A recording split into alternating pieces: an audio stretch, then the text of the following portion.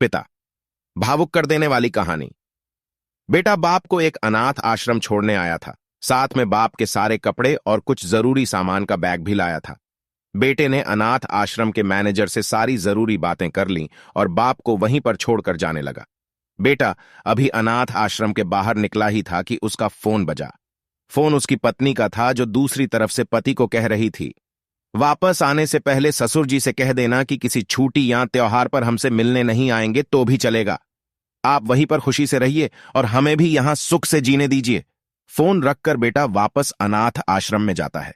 बेटे की नजर अपने बूढ़े पिता पर पड़ती है, जो अनाथ आश्रम के मैनेजर से हंस हंसकर बातें कर रहे थे और काफी खुश भी लग रहे थे।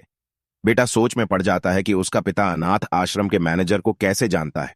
थोड़ी देर इंतजार करने के बाद जब उसका पिता मैनेजर से दूर जाता है, तब बेटा मैनेजर के पास पहुंच जाता है और उससे पूछता है कि आप मेरे पिताजी को कैसे और कब से जानते हैं।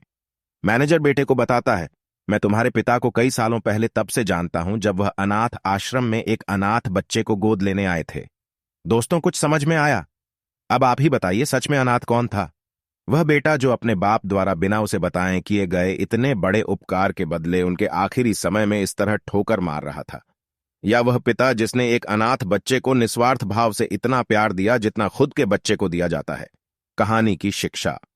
दोस्तों, अपने माता पिता की कदर करना सीखो, क्योंकि आप नहीं जानते होंगे कि उन्होंने आपसे क्या क्या छुपा रखा है। कितने बलिदान, कितने त्याग उन्होंने आपके लिए किए हैं, शायद आप जानते भी नहीं होंगे।